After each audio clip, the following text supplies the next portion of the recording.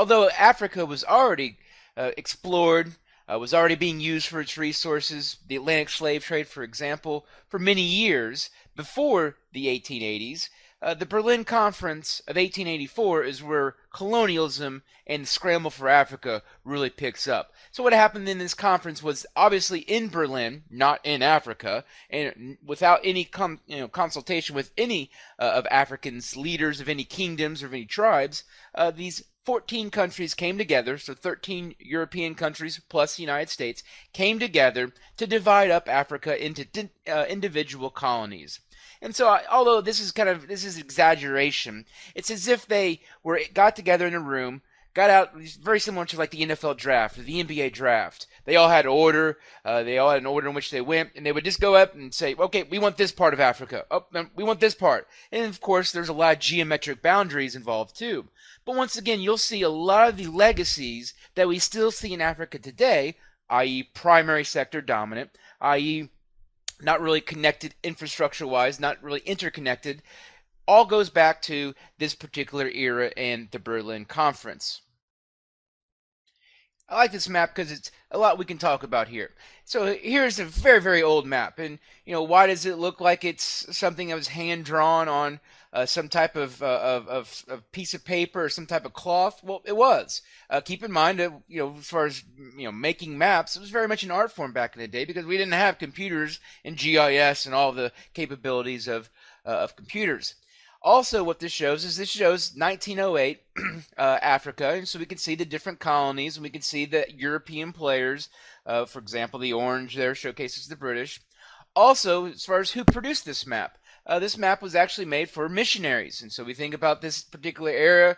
It was also about spreading Christianity, and so we think about universalizing religion. So missionaries were very interested in seeing maps and making maps of the areas they were going to across on their voyage. And so what we also have, we can see individual colonies. We're going to focus in right there in the middle, the black one, and that's the Belgium colony. We call that the Congo Free State. And what that was a guy named King Leopold of Belgium. It was his own personal state. Although this King of Belgium, European country, never once came down here, never once actually set foot in Africa, he claimed this entire area as his own.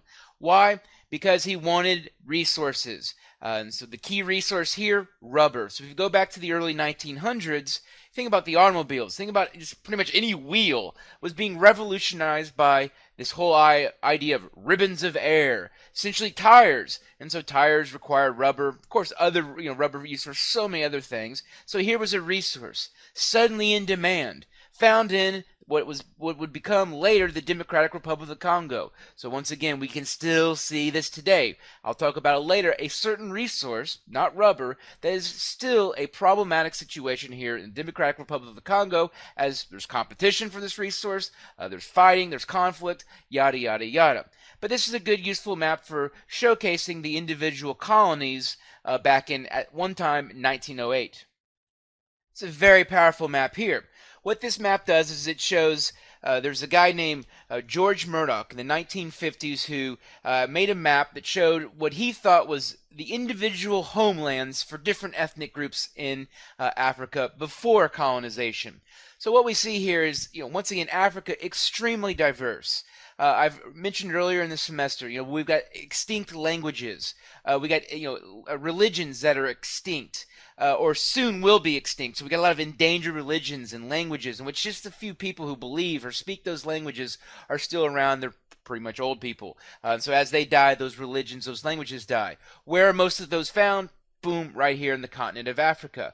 So although the idea of territorial possession, this is my land, that is your land over there, and here's the boundary that separates them, is a relatively new idea, it wasn't really around here in Africa. And so this map, the one kind of problem with it is, the Africans in their day would never have really thought of the idea of boundaries, never thought of the idea that this is our area. But nonetheless, it shows the massive diversity. Further, we can on top of that lay the present day boundaries, which a lot of those are left over from the colonial era. We can see a lot of similar shapes here in the colonies, the previous map to the state boundaries that we see today.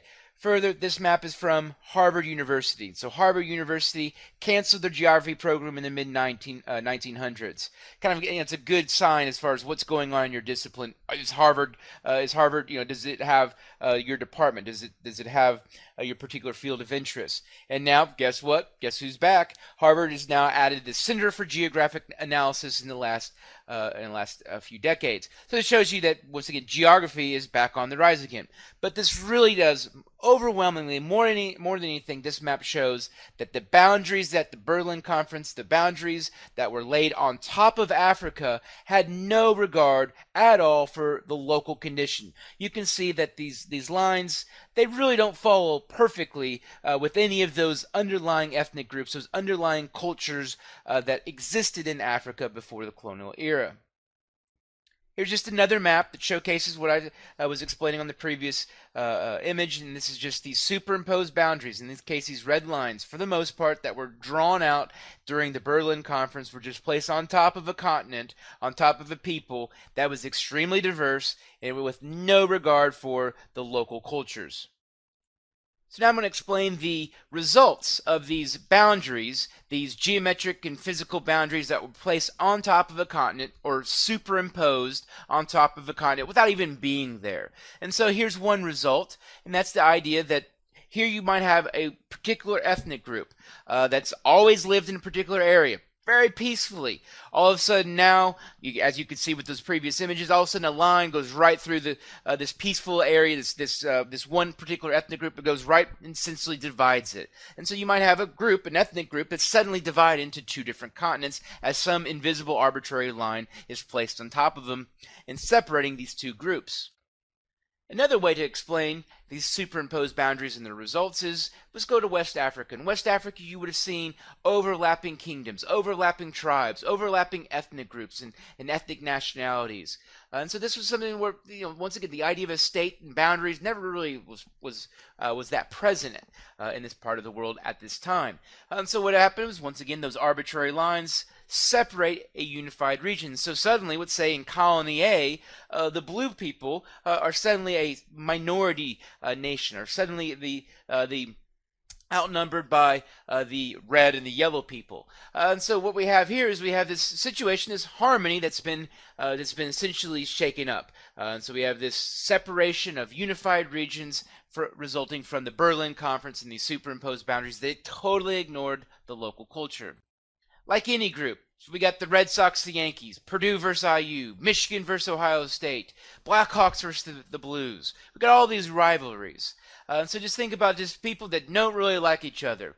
Now all of a sudden being forced to live with each other, being forced to share the same colony. So in some situations in Africa before the Berlin Conference, there was areas that people never really got along. Now all of a sudden they're underneath the same colony. What does that mean? Now they're competing for jobs. Now they're competing for power. Now they're competing for having positions in the colony's military or the colony's leadership. And so what ends up happening is now you have even more fuel, even more conflict as these two groups now are competing for jobs, competing for the few available resources in this particular colony. So in the previous images, I was using hypotheticals, kind of using these models, circles, and squares. Let's actually see it for real. And we can do that if we go ahead and zoom in to, once again, West Africa, an area I mentioned beforehand, in which it was very much unified. There was some conflict, but people were living in harmony for the most part for the last 100 years up until this point. So if we go ahead and we zoom in to West Africa, you can see this is a map once again of ethnolinguistics, and you can see different ethnic groups, different language groups, and how it's these lines, those black lines, or those kind of grayish lines, dark gray lines, don't do a really good job of separating areas into consistent, in which all the green people over here, all the purple over here, and individual. So it's essentially had no care, no whatsoever of the local culture. And we can see this in this ethnolinguistic map produced by the CIA. So some legacies of this. So we have these superimposed boundaries that were placed on top of Africa. Gave all these examples how they divided, areas, and they unified. Areas that were unified were split apart. Areas that never got along now being forced to live together. So the result of this is political fragmentation that we still see in Africa today, but also bad governance. Why would there be bad governance? Let's just kind of think about King Leopold II, the ruler of the Congo Free State. And so what he had started noticing his force publique, his own Belgian militia, who was going down to the Democratic Republic of Congo, this area of the world, to use to get the rubber out of the interior and get it back to Europe, where it could be manufactured into other things. What they essentially did was he used force to get his way. So what ended up happening was his soldiers, his force publique, his own militia, they started wasting bullets. They started shooting things in the jungle, shooting animals. And so what he said is, okay, I want you to be a little bit more, be more efficient with your use of bullets, with your use of ammunition. And so for every bullet that you're issued, you're supposed to bring back a hand. And so with the idea that you're going to be using force, you're going to be using that ammunition for force, i.e. enslavement, slave labor, or to essentially clear a tribe out of a particular area that was in demand. Essentially what ended up happening was a currency of hands was developing in the force publique. And so a lot of times they would just cut people's hands off alive just so that they had those hands, because those hands now had value. So it was a very, very, very violent leadership. And so when all of a sudden the Belgium, or this in general, the European colonizers, all of a sudden when they just immediately left overnight, kind of like the Colts leaving Baltimore in the middle of the night, all of a sudden what was left over was people who they've been looking up to for the last 40 to 50 years. Very brutal leadership. And so you might have individuals who might have been high up in the leadership. They might be African, but they might have moved their way up, over time. And so they then became the leaders. And so who have they been looking up to? They've been looking up to the very nice, benevolent leader, King Leopold II, who obviously was none of those things. And so one of the things you also have is you have in Africa a lot of unitary states, a lot of one-party dictatorships. So unitary states are typically military focused. And this all goes back to, once again, the resource curse. And so if you want to keep that power, if you want to make sure that you do not lose power, make sure that you're not going to be overthrown, make sure that a coup, the government that you're a part of, doesn't get overthrown and wiped out by a new group who comes in using violence. You use a lot of corruption. You try to essentially use bribes. Instead of investing in education, instead of investing in healthcare, you invest in building up a militia, building up your protectors with all well armed rifles and all type of missiles just to protect your power. Now, building off the idea of corruption, here's Transparency International, a group that studies global corruption, and they've identified Africa, among other places, as being some of the most corrupt countries in the world. And so these unitary states, typically they repress minorities, those that aren't like them. And so you see ethnic cleansing a lot in these highly corrupt areas. And so you see all kinds of things we've talked about regarding geopolitics, especially when we think about conflict and corruption, the resource curse. We can now start to understand some of the reasons and underlying factors going back to the Berlin Conference.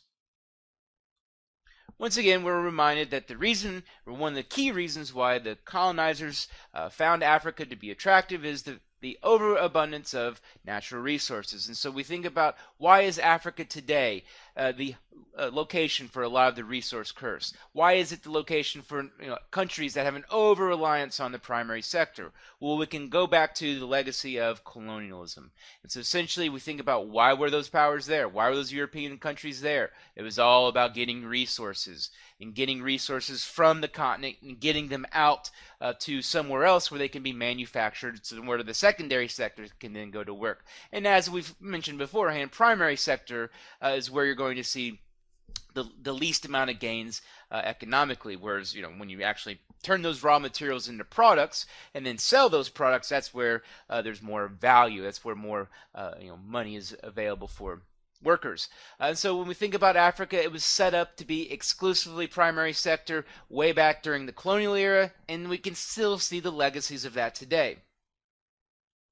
Even further, we think about the primary sector activities was designed to get resources from the interior of Africa, get them to a coastline where they can then be put onto boats. We can get middlemen, can organize them, can get and buy and sell and trade and markets and all of that, and get those natural resources, get those primary sector resources, get them the heck out of there where they can then be sent somewhere else to be manufactured into goods. And so the infrastructure of Africa, all throughout the continent, we still see this to this day. It's all designed about getting stuff from the interior of a colony or the interior of a state and get it the heck to a coast, get it to a port city where it can be then sent somewhere else. So we think about the infrastructure is not well connected. You do not see what you find in the United States. All these well-connected cities and roads and railroads are going through every which city. Here, you don't see much connectivity. States are kind of isolated in which everything, all the roads, the highways, the railroad, for the most part, is designed to get stuff out. And now I go back to a missionary map, once again, to showcase what I just was referring to. So here we see, first off, you can see the rivers. The rivers are very easy to see on this very, very old map. And so the physical geography of Africa already is kind of lends itself to getting stuff from the interior, getting it out. And so before, of course, railroads, before automobiles and planes, rivers and waterways were overwhelmingly how resources were moved from one place to another. So these rivers of Africa, just as physical geography by nature, is essentially designed to get stuff from the interior and get it to the coast. Further, we can see a lot of these port cities start to develop. So a lot of these port cities essentially become areas in which those resources are moved via the rivers, but also via the rails, which you can faintly see in the red with the red line. It's all designed about getting stuff out. And so over time, the railroad infrastructure, which I talked about regarding urban slums in Kibera, for example. The railroads do a good job of bringing people from rural areas to urban areas, but they were historically built to get stuff from the interior, get resources from the interior, and get them to port city or get them to the coast as soon as possible. So once again, the Harvard University Center for Geographic Analysis has all these great maps. And this one is a custom map I made of the single-track railroads that we find in Africa today. So even the railroads, you can still see the legacy where it's designed to get stuff from the interior and get it out. Especially you can see that in West Africa. You can also see that in parts of Central Africa. So the infrastructure, you don't see a very well-connected network like you would see, for example, in the United States in this image here. So I just essentially just the same thing, just moved it over to the United States, moved the map over, and you can see how the United States much more well connected. So we think about the whole entire eastern part of the United States, compare that to the whole entire continent of Africa, hardly any interconnectivity over in Africa. Now I'm going to explain how primate cities and why they're so prevalent in Africa. So we go back to the colonial era, and once again setting up Africa to get exports from the interior to the coastline. So what ended up happening was these coastlines, these ports, became the key export centers, but also the key locations for a lot of jobs. And so what over time, after colonialism, these early export centers today are those primate cities, or today those large cities that historically came to be because they're port cities and their location have now become huge. And so we think about, once again, urban slums in developing countries. Once again, those railroads act as a key mechanism to help people go from rural areas to urban areas. So they allow them that means to go via rail, go to the urban area, go to that primate city. And so that's why the primate cities only get bigger over time, because the infrastructure is built that way, but also those key cities are the ones that dominate overwhelmingly, act as a huge magnet in attracting Africans from the rural areas to the urban areas. Here we have the flag for the Democratic Republic of the Congo, which was formerly known as Zaire, but even before that was known as Belgian Congo or Congo Free State. So once again, I'm going to use that particular colony, kind of use it as a case study to understand, well, what's going on there today, and how does that have any connection to its historical legacy of colonial rule? Before we begin, as a quick little icebreaker, go ahead and go to Google News, do a search for the Democratic Republic of the Congo, and I guarantee you'll probably find not a lot of positive things. You'll probably find some rebels seizing an area. You'll find some conflict. You'll find some corruption, maybe some resource curse. It might be mentioning resources. It might mention the role of China now investing in the Democratic Republic of Congo. So no matter what, this doesn't matter if this is 5 years from when I'm recording this now. You're going to still see some of these same negatives going on here in the Democratic Republic of Congo. And once again, the legacies we can understand going back to the colonial era. One negative that we'll focus in on is the conflict in the Democratic Republic of Congo. So is this a big deal? About 6 million, some have even estimated up to close to 9 million people have died as a result of this conflict. So essentially, this is, since World War II, the world's largest conflict. But nobody knows about it. So what's going on here? What is underlying and explaining the conflict? We got a few different factors at work. First off, there's competition over minerals. And I'll describe the mineral here in a minute. No longer is it rubber, it's a new mineral, among a few others, that's becoming the key thing that people want to have power and have control over.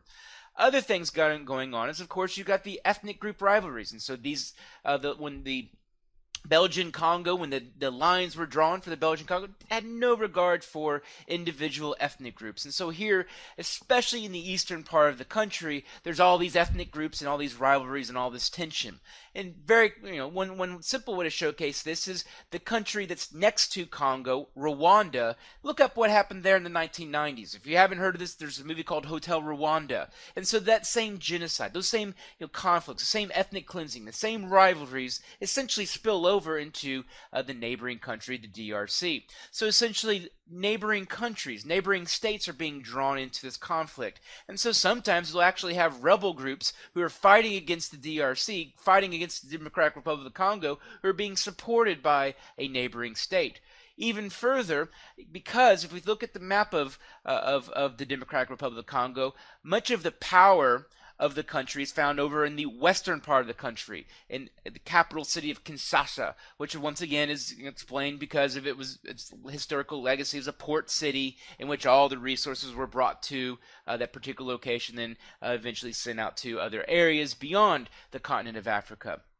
So essentially what happened is that the infrastructure is designed to get stuff out, and it's designed to get everything out to the west. And so there in the eastern part, it's pretty much, it's free wide open as far as being able to, to do whatever you want, being able to rule, because it's very, very far from the power center there in the western part. And so actually what ends up happening is the DRC, actually their own soldiers will oftentimes in the eastern part sell their guns, sell their ammunition, switch sides, switch allegiances. And so this is why it's very, very, very complex and very complicated in this part of the world.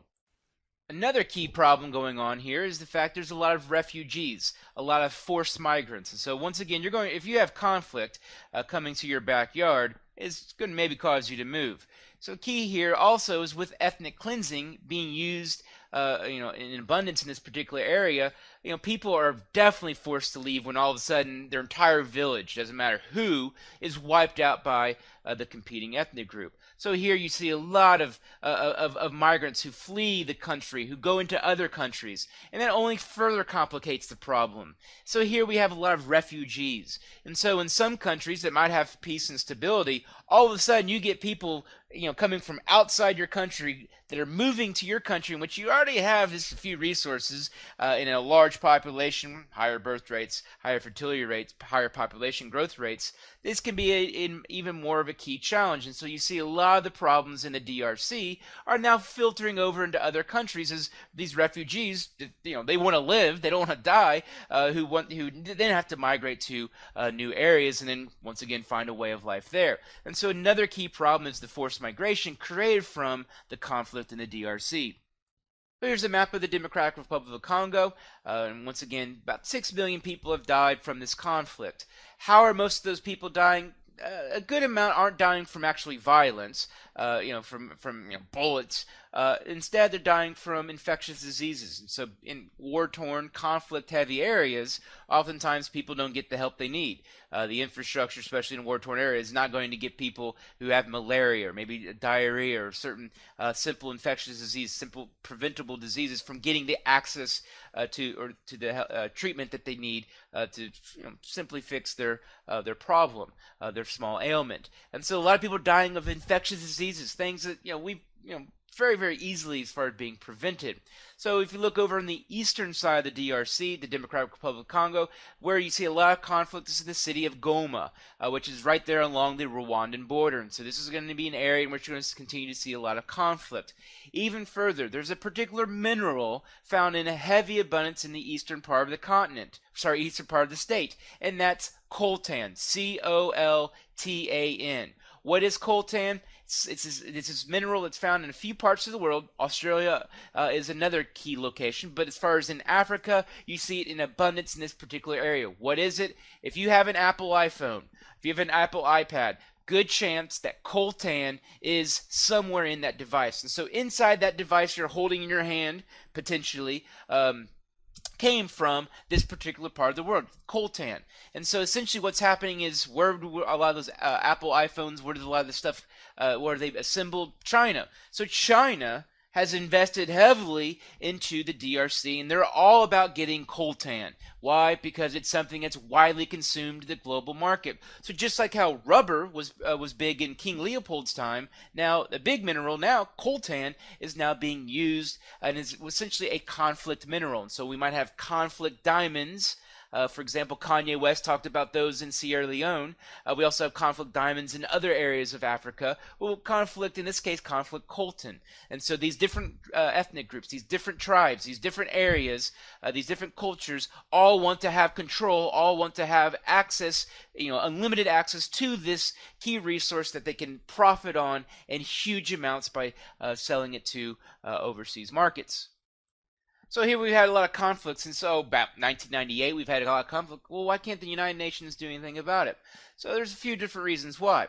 First off, the United Nations, by rule, they have to wear these outfits, these, for the most part, all white outfits, and have blue hats, light blue hats, and so they have to be very, very easily identified.